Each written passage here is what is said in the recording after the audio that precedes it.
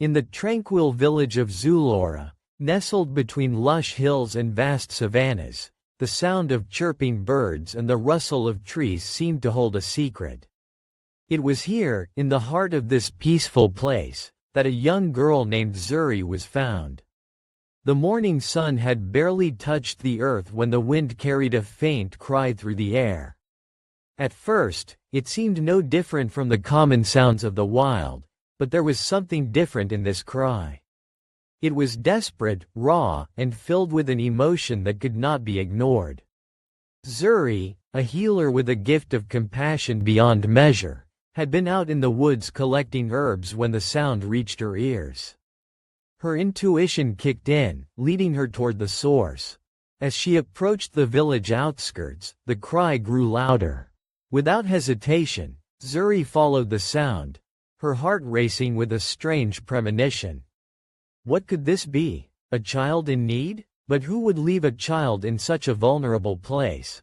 There, beside the village's boundary, Zuri found the source of the cry, a small bundle, a tiny infant wrapped in a dirty, torn cloth.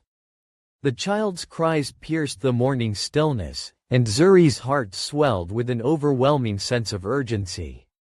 Kneeling beside the baby, she gently unwrapped the cloth to reveal a girl, no more than a few days old.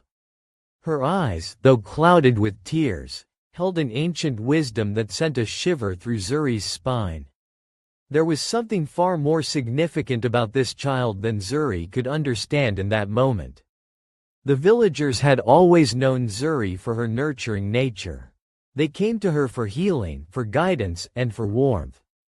As a child of the land, Zuri had always trusted the earth's wisdom, but this child, found in the most unexpected place, seemed to bring with her an entirely new kind of knowledge, something the earth was yet to reveal.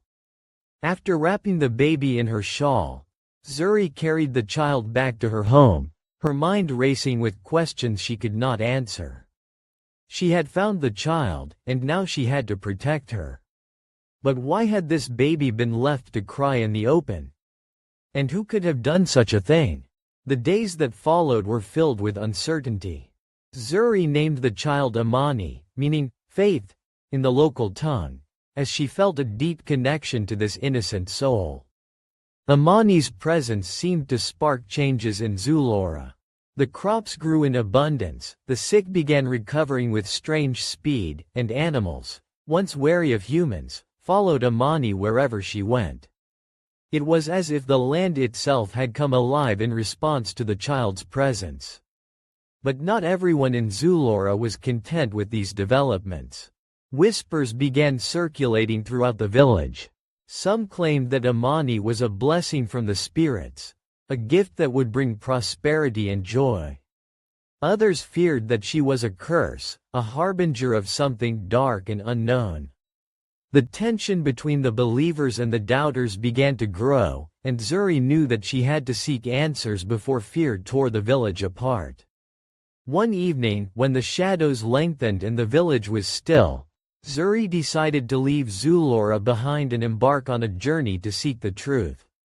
She traveled for days, crossing vast plains and thick forests, until she reached the sacred village of Aluka.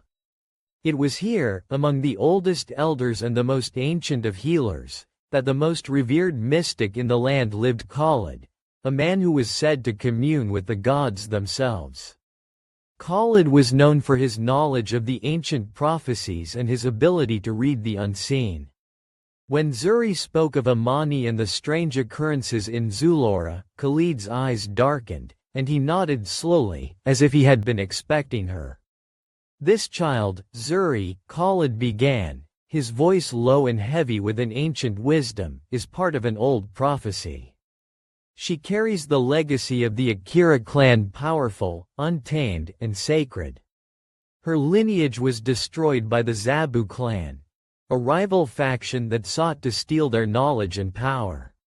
They believed that Amani could unlock the secrets of the Akira magic, and they will stop at nothing to capture her.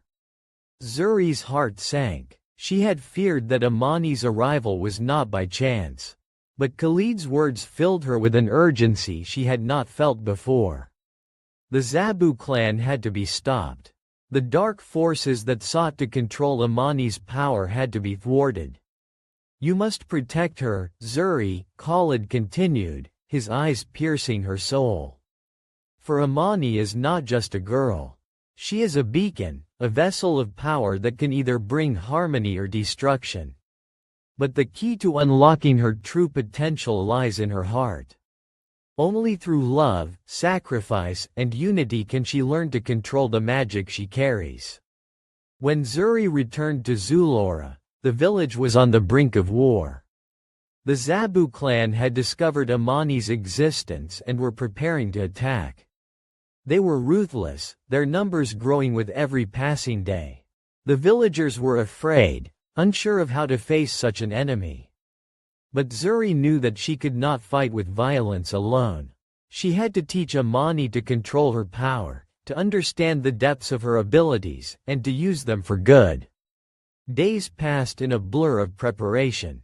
Zuri and Amani spent every moment together, practicing meditation, learning ancient rituals, and mastering the basic elements of the Akira magic. Amani struggled, her powers surging unpredictably, but Zuri's patience and guidance helped her gain a semblance of control. It was not long before the Zabu clan arrived at Zulora's gates, their war drums beating in the distance. The villagers gathered, armed with what little they had, but Zuri knew that this battle would not be won with weapons. It would be won with unity, with love, and with the power that Amani carried within her. As the Zabu clan advanced, Zuri took Amani's hand and led her to the center of the village. The ground beneath their feet trembled, the wind howled, and the skies darkened as Amani's power began to awaken in full force.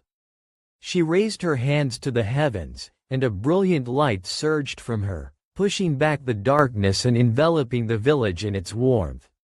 The Zabu clan hesitated, their eyes wide with awe and fear. Amani's power radiated from her like a beacon, a reminder of the ancient magic that had once been lost. With each passing second, the light grew stronger, filling the hearts of the villagers with hope and unity. "I am not your enemy," Amani's voice rang out, steady and commanding. "I will not fight you with violence. But I will not allow you to destroy what has been built here. We are all connected. We are all one people." The leader of the Zabu clan, a fierce man named Kavi, stepped forward, his sword drawn. "You think you can stop us?" he sneered. "We have come to take what is ours." But Amani's gaze softened, and she stepped forward, her hand extended toward him. The light that surrounded her intensified, filling the air with an energy that seemed to settle into the earth itself.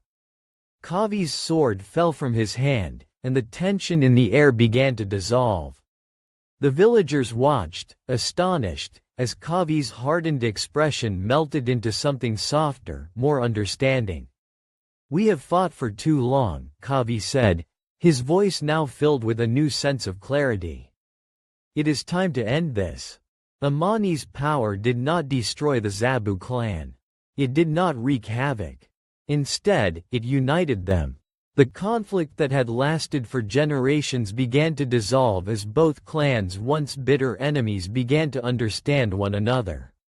The war was over, and peace was restored. In the weeks that followed, the villagers of Zulora and the Zabu clan worked together to rebuild what had been destroyed. They shared knowledge, resources, and stories, learning from one another and forging a new bond. Amani's powers continued to grow, but now they were guided by wisdom, love, and unity. Zuri watched with pride as Amani matured into a wise and compassionate leader. Her strength was no longer seen as a weapon, but as a force for good. The prophecy had been fulfilled, and Amani had brought peace not through destruction, but through understanding and connection. As the years passed, Amani remained a symbol of hope, her legacy carried on by those who had witnessed the transformation she had sparked. And Zuri, who had once found the child in a heap of discarded cloth, had become the proud guardian of the girl who had changed the world. On the day of her coming of age, Imani stood before the people of Zulora, the sun setting behind her. She raised her hands to the sky, and the light that surrounded her was not one of power, but of peace. She had learned that true strength lay in the ability to heal, to unite, and to love. And as she stood there, surrounded by her people, she knew that the world was now a better place, not because of her power, but because of her heart. Zuri, standing by her side, smiled, knowing that the child she had saved from the trash bin had fulfilled a destiny far greater than anyone could have imagined. The world was different now, forever changed by the power of love and unity.